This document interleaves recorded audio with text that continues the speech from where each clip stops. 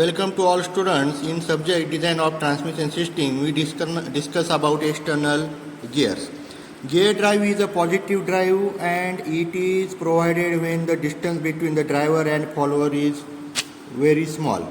Gears are defined as tooth wheels which can transmit power and motion from one shaft to the another shaft by means of successive engagement of teeth. It is important to note that both the gears which are engaged always rotate in opposite direction. The gear drive consists of two wheels. The small wheel is called as pinion and larger wheel is called as gear. Okay. When two external gears are meshed, they are rotate in opposite direction. The advantages of this gear drive is a positive drive and it transmits exact velocity ratio. It can transmit large power with low velocity. It has high efficiency. It is compact in size. It is more reliable than other drives. It can be used to transmit power between two shafts which are parallel, intersecting, or non-parallel and non-intersecting. It can be used for changing the speed ratio over a wide range. Okay. This is the internal gear tooth. In internal gear tooth, most gears are external teeth on the outside. Internal gears are used with pinion gears. Then external gear rotates in the same direction of internal gear. External gear rotates opposite with another external gear. This is the diagram here. Mention pinion gear axis, ring gear axis and internal ringing gear. This is the idler gears. Floating or idler gear, driven gear, driver gear. It is located between drive and driven gear. Used in reverse gear trains. Transfers motion without changing rotational direction. Desirable properties and selection of material gear. It is very important topic. Desirable properties and selection of material gear. When load carrying capacity of the gear tooth depends upon the ultimate tensile strength of material, there is wear rating. The resistance of wear depends upon alloying element, grain size, percentage of carbon, sufficient surface endurance strength to avoid failure due to destructive pitting. For high speed transmission, the sliding velocity are very high. Material should have low coefficient of friction due to scoring. The amount of heat, distortion or wrapping load gets concentrated at one corner of tooth, alloy steel, and superior to plain carbon. Cast iron, Fg 200, 260, steel, bronze and phenolic resins like 45C8, 40Ni3Cr, 65MO55. Okay, now we discuss about very important topic like basic mode of gear tooth failure and type of gear tooth failure. Breakage of tooth due to the static and dynamic loads and surface destruction like abrasive wear, corrosive wear, initial pitting, destructive pitting and scoring. The gear tooth failure there are two types like bending failure or breakage of tooth or wear failure. In wear failure there are four types like pitting, scoring, abrasive wear and corrosive wear.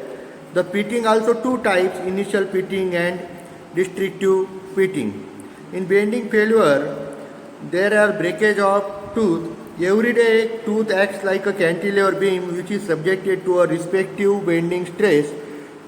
Due to this stress, the gear tooth may break. The continuous repetition of bending stress of varying magnitude leads to fatigue, which may result in crack and hence the gear tooth breaks away. If the total respective load, that is in bracket sum of static load and dynamic load on the gear tooth is greater than the beam strength of gear tooth, then the gear tooth will fail in the bending. This failure can be avoided by adjusting the parameters such as module and face width of the gear design so that the beam strength of the gear tooth is more than the total repetitive load. In wear failure, wear or surface destruction is a phenomenon which removes the complete layer of the surface or it makes cracks or scratches on the surface. Wear failure is classified on the basis of their periphery causes. The peripheral types of gear tooth wear as follows. First, pitting, like initial pitting, destructive pitting. Second, scoring. Third, abrasive wear. Fourth, corrosive wear. In pitting is a surface fatigue failure due to repetitive contact stresses. The pitting can be divided into two groups, that is initial pitting, destructive pitting. Okay, in initial pitting, the initial or corrective pitting is localized phenomenon which is characterized by small pits at a high spots. In destructive pitting, it is a second phase of pitting. It is a surface fatigue failure due to repetitive contact stresses. In scoring or galling or scupping is a lubrication failure. Insufficient lubrication along with excessive surface pressure and high surface speed results in the breakdown of oil film. Due to this, there is rapid alternate welding and tearing at a high spots, which is called as stick slip phenomena. In this case, rate of wear is faster. In abrasive wear, it is damage or surface injury caused by the particles trapped between the mating teeth surfaces. Okay, after this we discuss about gear ratios. Can multiply torque and speed. Can reduce torque and speed. Same size and number of teeth is equal to no change in output. Equal size gear create equal output.